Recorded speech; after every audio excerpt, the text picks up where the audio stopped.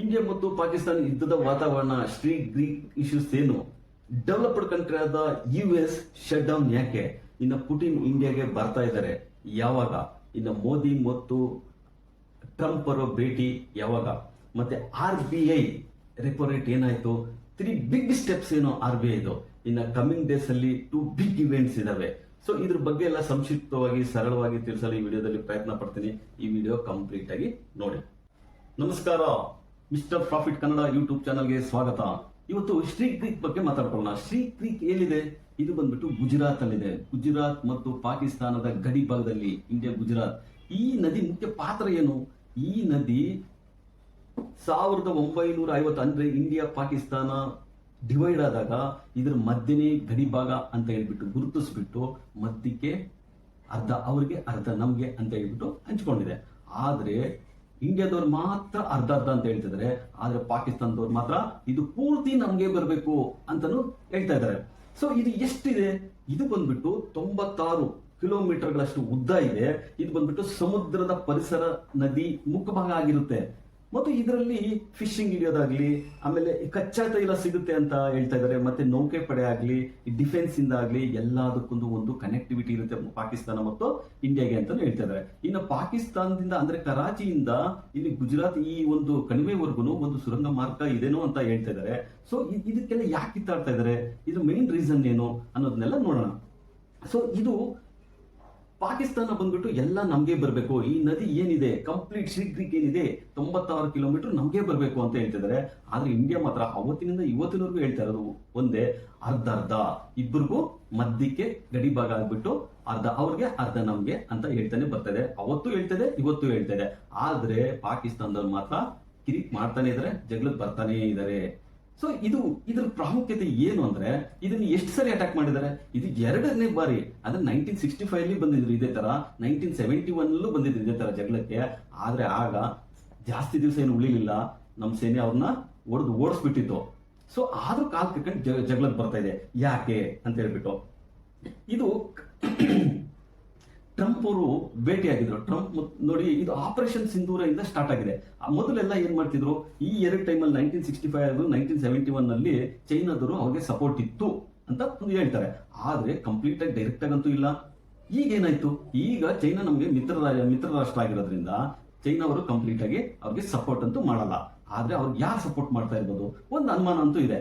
ಈಗ ಟ್ರಂಪ್ನ ಭೇಟಿ ಆದ್ರು. ಸೊ ಟ್ರಂಪ್ ಏನ್ ಹೇಳ್ತಾರೆ, ಅಮೆರಿಕ ಟ್ರಂಪ್ ಫಸ್ಟ್ ಇರಾನ್ ನೋಡಿದ್ರೆ ಅರಬ್ ದೇಶಗಳಿಗೆ ಹೇಳ್ತಾರೆ, ಬಯಡಿಸ್ತಾರೆ. ಅರಬ್ ದೇಶಗಳಿಂದ ಇರಾನ್ ಬಯಡಿಸ್ತಾರೆ. ಅದೇ ತರ ಚೈನಾ ನೋಡ್ಬಿಟ್ಟು ತೈವಾನ್ ಬಯಡಿಸ್ತಾರೆ, ತೈವಾನ್ ನೋಡ್ಬಿಟ್ಟು ಚೈನಾಗ್ ಬಯಡಿಸ್ತಾರೆ. ಸೊ ಇಂಡಿಯಾಗೆ ಹೇಳ್ಬಿಟ್ಟು ಪಾಕಿಸ್ತಾನ ಬಯಡಿಸ್ತಾರೆ, ಪಾಕಿಸ್ತಾನದಿಂದ ಇಂಡಿಯಾ ಈ ತರ ಮಾಡ್ತಾನೆ ಬಂದಿದ್ದಾರೆ ಅಮೆರಿಕದವರು.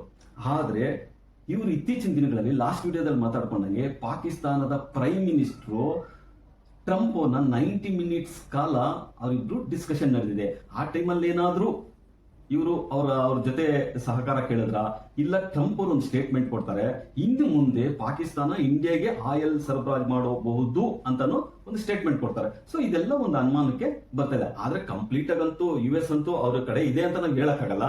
ಬಟ್ ಅವರೊಂದು ಕುಮ್ಮಕ್ಕಿನಿಂದನೇ ಬರ್ಬೇಕು, ಇಲ್ಲ ಅಂದ್ರೆ ಯಾರು ಅವ್ರನ್ನ ಕುಮ್ಮಕ್ ಕೊಡ್ತಾರೆ?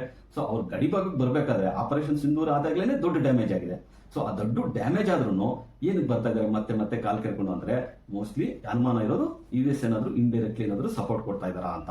ಆದ್ರೆ ನಮ್ ರಾಜನಾಥ್ ಸಿಂಗ್ ಡಿಫೆನ್ಸ್ ಮಿನಿಸ್ಟರ್ ಹೇಳ್ತಾರೆ, ಇನ್ನು ಮುಂದೆ ನೀವೇನಾದ್ರೂ ಎಚ್ಚರಿಕೆಯಿಂದ ಹೆಜ್ಜೆ ಇಡಬೇಕು. ಏನಾದ್ರೂ ಬೈ ಮಿಸ್ಟೇಕ್ ಡಿಸ್ಅಡ್ವಾಂಟೇಜ್ ಆಗಿ ಏನಾದ್ರು ತಗೊಂಡ್ರೆ, ಏನಾದ್ರು ಡಿಸಿಷನ್ ತಗೊಂಡ್ರೆ ನೀವು ಭೂಪಟದಲ್ಲೇ ಇಲ್ಲದೆ ಇರೋ ತರ ಮಾಡ್ತೀವಿ. ಆಪರೇಷನ್ ಸಿಂಧೂರ ಸ್ವಲ್ಪಕ್ಕೆ ನಿಲ್ಲಿಸಿದ್ವಿ ರಿಕ್ವೆಸ್ಟ್ ಮಾಡಿದ್ದಕ್ಕೆ, ಆದ್ರೆ ಈ ಸರಿ ಆ ತರ ನಿಲ್ಲಿಸೋ ಒಂದು ಸಾಧ್ಯತೆನೇ ಇಲ್ಲ ಅಂತ ಒಂದು ದೊಡ್ಡ ಎಚ್ಚರಿಕೆನೆ ಕೊಟ್ಟಿದ್ದಾರೆ. ಅದೇ ತರ ನಮ್ಮ ಆರ್ಮಿ ಚೀಫ್ ಹೇಳ್ತಾರೆ, ನೀವೇನಾದ್ರೂ ಬಾಲ ಬಿಚ್ಚಿದ್ರೆ ಇದ್ರ ಬಗ್ಗೆ ನೀವು ಇನ್ನು ಭೂಪಟದಲ್ಲೇ ಇರೋದಿಲ್ಲ ಅಂತಾನು ಎಚ್ಚರಿಕೆ ಕೊಟ್ಟಿದ್ದಾರೆ. ಆದ್ರೂ ಸಹ ಅವರು ಅಲ್ಲಿ ಡಿಫೆನ್ಸ್ ಆಗ್ಲಿ ವಾಯುನೆಲೆಗಳಾಗ್ಲಿ ಎಲ್ಲ ಅವರು ಮುನ್ನುಗ್ತಾ ಬರ್ತಾ ಇದಾರೆ, ಅಲ್ಲಿ ನಿಂತಿದ್ದಾರೆ. ಇನ್ನು ಮುಂದೆ ನೋಡ್ಬೇಕು ಅವೆರಡು ಸನ್ನಿವೇಶ ಯಾವ ತರ ಆಗುತ್ತೆ, ಯಾರ್ಯಾರು ಯಾವ್ದಾದ್ರು ಸಪೋರ್ಟ್ ಮಾಡ್ತಾರೆ ಅಂತ ಹೇಳ್ಬಿಟ್ಟು ನೋಡ್ಬೇಕಾಗುತ್ತೆ. ಇದನ್ನ ಕಾದು ನೋಡಿದ್ರೆ 1 or 2 ಡೇಸ್ ಅಲ್ಲಿ ನಮ್ಗೆ ಕ್ಲಿಯರ್ ಪಿಕ್ಚರ್ ಆಗಿ ಗೊತ್ತಾಗುತ್ತೆ. ಬಟ್ ಈಗಂತೂ ಇಂಡಿಯಾ ಮತ್ತು ಪಾಕಿಸ್ತಾನದ ಯುದ್ಧದ ವಾತಾವರಣ ಅಂತೂ ಕಾಣಿಸ್ತಾ ಇದೆ. US ಶಟ್ ಡೌನ್ ನೋಡಿ, US ಅಲ್ಲಿ ಡೆವಲಪ್ಡ್ ಕಂಟ್ರಿ, ಬಿಗ್ ಎಕಾನಮಿ ಎಲ್ಲ ಇದೆ, ಆದ್ರೂ ಶಟ್ ಡೌನ್ ಆಗಿದೆ. ಅದಕ್ಕೆ ಮೈನ್ ರೀಸನ್ ಏನು? ನಮ್ಮಲ್ಲಿ ಪಾರ್ಲಿಮೆಂಟ್ ಯಾವ ತರ ಇದೆಯೋ ಅಲ್ಲಿ ಪಾರ್ಲಿಮೆಂಟ್ ಇದೆ, ನಮ್ಮಲ್ಲಿ 2/3 ಇದ್ರೆ ಮಾತ್ರ ಬಿಲ್ ಪಾಸ್ ಆಗುತ್ತೆ. ಸೊ ಆದ್ರೆ ಅಲ್ಲಿ ಹಂಗಲ್ಲ, ಎಲ್ಲರೂ ಒಂದು ಸಹಮತ ಇದ್ರೆ ಮಾತ್ರ ಬಿಲ್ಸ್ ಪಾಸ್ ಆಗ್ತವೆ. ಅಂದ್ರೆ ಈ ಪ್ರೆಸೆಂಟ್ಗೆ ಯಾವ್ದು ಏನೇ ಇರಲಿ ಎಸೆನ್ಸಿಯಲ್ಸ್ ಮಾತ್ರ ರನ್ ಆಗ್ತಾ ಇರುತ್ತೆ. ಆದ್ರೆ ನಾನ್ ಎಸೆನ್ಸಿಯಲ್ಸ್ ಏನೇ ಇದ್ರು ಅದು ಎಲ್ಲರ ಸಹಮತ ಇರ್ಬೇಕೇ ಹೊರತು 2/3 ಅಂತ ಏನಿಲ್ಲ. ಅದು ಟ್ರಂಪ್ಗೆ ಡಿಸ್ಅಡ್ವಾಂಟೇಜಸ್ ಆಗಿದೆ. ಸೊ ಇದೇ ಮೊದಲ ಬಾರಿನಾ? ಇಲ್ಲ, ಇದೇ ತರ ಟ್ರಂಪ್ ಲಾಸ್ಟ್ ಟೈಮ್ 2018 and 19 ಅಲ್ಲಿ 35 days ಶಟ್ ಡೌನ್ ಆಗಿತ್ತು. ಸೊ ಇದೇ ತರ ಹಿಂದಿನ ದಿನಗಳೆಲ್ಲ ಆಗಿದೆ, ಆದ್ರೆ ಲಾಂಗ್ ಡ್ಯೂರೇಷನ್ ಆಗಿಲ್ಲ. ಈ ಸರಿ ಟ್ರಂಪ್ ಇದ್ದಾಗಲೇ ಆಗ್ತಾ ಇದೆ, second time. Already October 1st ಇಂದಾನೆ ಸ್ಟಾರ್ಟ್ ಆಗಿದೆ. ಸೊ ಇನ್ನು ಎಷ್ಟು ದಿವಸ ಇದು ತಗೊಂಡೋಗುತ್ತೋ ಗೊತ್ತಿಲ್ಲ. ಆಲ್ರೆಡಿ 7 lakh to 8 lakh ಎಂಪ್ಲಾಯೀಸ್ಗೆ ಇದು ಹೊಡ್ತಾ ಅಂತ ಹೇಳ್ತಾ ಇದ್ದಾರೆ. ಅಂದ್ರೆ ಸಂಬಳನೇ ಬರಲ್ಲ, ಆದ್ರೆ ಕೆಲಸ ಮಾಡಬೇಕು. ಸೊ ಟ್ರಂಪ್ ಅವರು ವಾರ್ನು ಮಾಡ್ತಾರೆ ಗೌರ್ಮೆಂಟ್ ಎಂಪ್ಲಾಯೀಸ್ಗೆಲ್ಲಾನು, ನೀವು ಸಂಬಳ ಇಲ್ಲದೆ ಕೆಲಸ ಮಾಡಬೇಕು, ಎಲ್ಲಿವರೆಗೂ ಇಶ್ಯೂ ರಿಸಾಲ್ವ್ ಆಗುತ್ತೋ ಅಲ್ಲಿವರೆಗೂ ನೀವು ಸುಮ್ಮನೆ ಕೆಲಸ ಮಾಡ್ಬೇಕಂತ ಹೇಳ್ತಾರೆ. ಅದರಲ್ಲಿ 1 ರಿಂದ 1.5 ಲಕ್ಷ ಜನ ಕೆಲಸ ಮಾಡದೆ ಬಿಟ್ಟಿದ್ದಾರೆ ಅಂತ ಒಂದು ರಿಪೋರ್ಟ್ ಹೇಳ್ತಾ ಇದೆ ಅಂತ ಹೇಳ್ತಿದ್ದಾರೆ. ಸೊ ಇದರಿಂದ ಏನಾಗುತ್ತೆ? ಇದರಿಂದ ಆಲ್ಮೋಸ್ಟ್ $11 billion ಅಷ್ಟು ಆಲ್ರೆಡಿ ಅವರ ಒಂದು GDP ಗ್ರೋತ್ ಅಲ್ಲಿ ಕಡಿಮೆ ಆಗುತ್ತೆ. ಸೊ $11 billion ಅವ್ರು ಕಡಿಮೆ ಇರ್ಬೋದು, ಆದ್ರೆ ಇನ್ ಎಷ್ಟು ದಿವಸ ಮುಂದೆ ಹೋಗುತ್ತೋ ಗೊತ್ತಿಲ್ಲ. ಬಟ್ ಎಲ್ಲಾ ಮಾರ್ಕೆಟ್ಸ್ ಅಪ್ಪಿದೆಯಲ್ಲ ಅಂತಾನು ತಿಳ್ಕೊಬಹುದು. ಶಟ್ ಡೌನ್ ಆದ್ರೂ ಸಹ ಇದು ಒಂದಲ್ಲ ಒಂದಿನ ಕ್ಲಿಯರ್ ಆಗಿ ಬಿಲ್ ಪೇ ಮಾಡೇ ಮಾಡ್ತಾರೆ. ಬಟ್ ಅಲ್ಲಿವರೆಗೂ ಅವರು ಸ್ಪೆಂಡ್ ಮಾಡೋದಕ್ಕಾಗ್ಲಿ, ಅವರೊಂದು ಲೈಫ್ ಸ್ಟೈಲ್ಗಾಗ್ಲಿ, ಪರ್ಚೇಸಿಂಗ್ ಪವರ್ ಆಗಲಿ, ಪ್ರತಿಯೊಂದಕ್ಕೂ ಇಂಪಾರ್ಟೆಂಟ್ ರೋಲ್ ಆಗಿರೋದ್ರಿಂದ ಈ ಶಟ್ ಡೌನ್ ಅವರ ಎಕನಾಮಿ ಮತ್ತು GDPಗೆ ಹೊಡೆತ ಬೀಳುತ್ತೆ ಅಂತಾನು ಹೇಳ್ತಿದ್ದಾರೆ. ಇನ್ನು ಮೋದಿ ಟ್ರಂಪ್ ಭೇಟಿಯಾಗುವ ಸಾಧ್ಯತೆ ಅಂತ ಇದ್ದಾರೆ. ಅದು ಎಲ್ಲಿ? October 28 ಕೋಲಾಲಂಪುರ ಅಂದ್ರೆ ಮಲೇಷ್ಯಾದ ಕ್ಯಾಪಿಟಲ್ ಅಲ್ಲಿ ಇವರಿಬ್ರು ಒಂದು ಸಭೆಯಲ್ಲಿ ಅಂದ್ರೆ ಒಂದು ಮೀಟಿಂಗ್ ಅಲ್ಲಿ ಇವರಿಬ್ರು ಮುಖಾಮುಖಿ ಭೇಟಿ ಆಗೋ ಸಾಧ್ಯತೆ ಇದೆ ಅಂತ ಹೇಳ್ಬಿಟ್ಟು ಡೆಲ್ಲಿಗೆ ಒಂದು ನ್ಯೂಸ್ ಬಂದಿದೆ ಅಂತ ಹೇಳ್ತಾ ಇದ್ದಾರೆ. ಸೊ ಅವರಿಬ್ರು ಭೇಟಿಯಾದಾಗ ಏನಾದ್ರೂ ಪಾಸಿಟಿವ್ ನ್ಯೂಸ್ ಔಟ್ಕಮ್ ಬರುತ್ತಾ ಅನ್ನೋ ಒಂದು ಎಕ್ಸ್ಪೆಕ್ಟೇಷನ್ ಅಲ್ಲಿ ಇದ್ದಾರೆ. ನೋಡ್ಬೇಕು ಆ ಮುಂದಿನ ದಿನಗಳಲ್ಲಿ ಅದನ್ನ ಕಾದ್ ನೋಡೋಣ. ಇನ್ನು ಪುಟಿನ್ ಅವರು ಒಂದು ಸ್ಟೇಟ್ಮೆಂಟ್ ಕೊಡ್ತಾರೆ ಆಯಿಲ್ ಬಗ್ಗೆ. ಅದಕ್ಕಿಂತ ಮುಂಚಿತವಾಗಿ ಪುಟಿನ್ ಅವರು ಇಂಡಿಯಾಗೆ ಭೇಟಿ ಮಾಡ್ತಾ ಇದ್ದಾರೆ. ಅದು ಯಾವಾಗ ಅಂದ್ರೆ ಅವರೇ ಹೇಳ್ತಿದ್ದಾರೆ ಅಲ್ಲಿ ಡಿಸೆಂಬರ್ 8th or 9th ಆ ರೇಂಜ್ ಅಲ್ಲೇ ಅವರು ಇಂಡಿಯಾಗೆ ಬರ್ತಾ ಇದ್ದಾರೆ ಅಂತ. ಅವ್ರು ಪುಟಿನ್ ಅವರು ಇಂಡಿಯಾಗೆ ಬಂದ್ರೆ ಸೊ ಟ್ರೇಡ್ ಇಂಬ್ಯಾಲೆನ್ಸಸ್ ಏನಿದೆಯೋ ಅದನ್ನೆಲ್ಲ ಕ್ಲಿಯರ್ ಮಾಡೋ ಸಾಧ್ಯತೆ ಹೆಚ್ಚಾಗಿರುತ್ತೆ.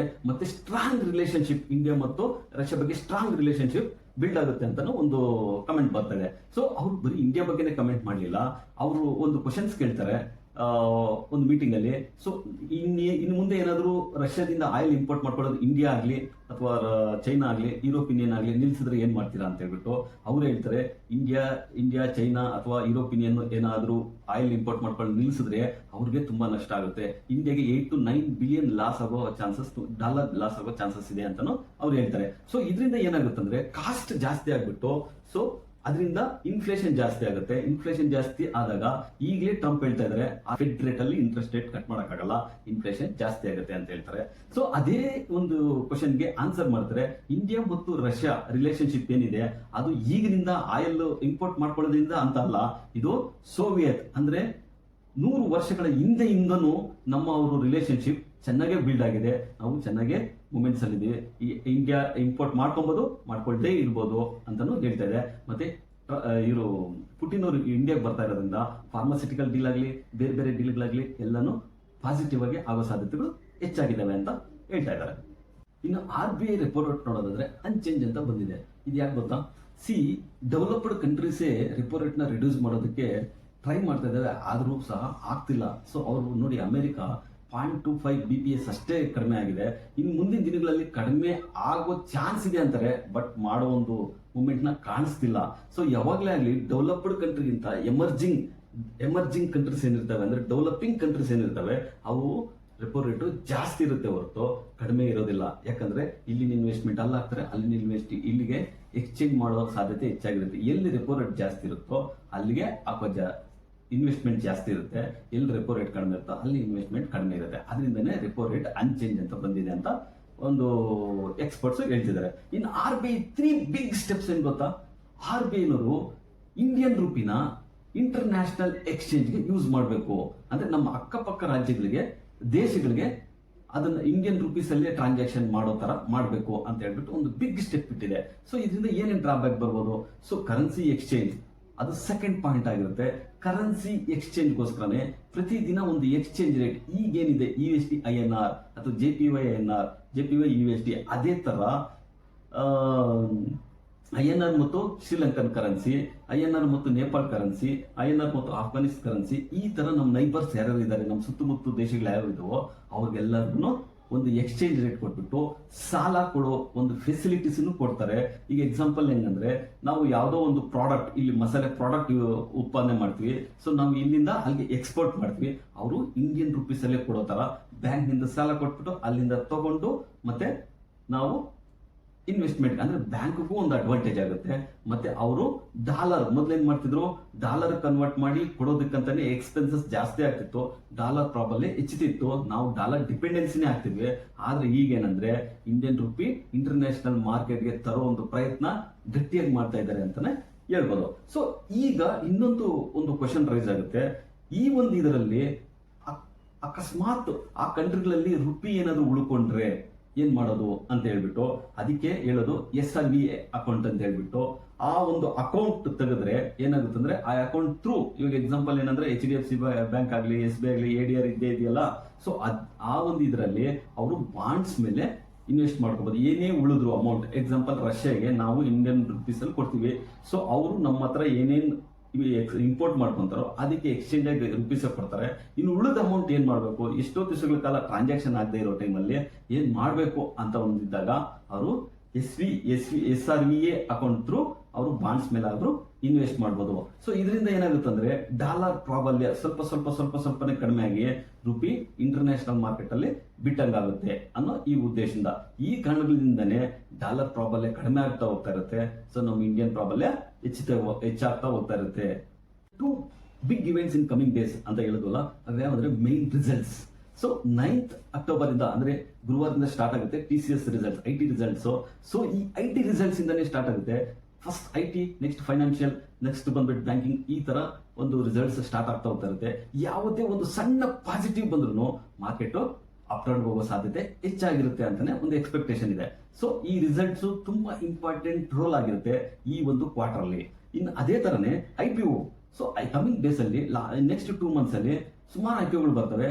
ಅದರಲ್ಲಿ ಕೆಲವು IPOಗಳು 15,000 crores, 20,000 crores, 5,000 crores, ಅದೇ ತರನೇ ಟೋಟಲ್ ಓವರ್ ಆಲ್ ಆಗಿ ನೋಡಿದ್ರೆ 80,000 to 90,000 crores ನ ಲಿಕ್ವಿಡೇಟ್ ನ ಮಾರ್ಕೆಟ್ ಅಲ್ಲಿ ಕಡಿಮೆ ಮಾಡುತ್ತೆ. ಹಾಗಾದ್ರೆ ಇದೆಲ್ಲ ಎಲ್ಲೋಗುತ್ತೆ ಅಂದ್ರೆ, IPO ಅಂದ್ರೆ ಪ್ರೈಮರಿ ಮಾರ್ಕೆಟ್ ಇಂದ ಸೊ ಸೆಕೆಂಡರಿ ಮಾರ್ಕೆಟ್ಗೆ ಪುಷ್ ಆಗುತ್ತೆ.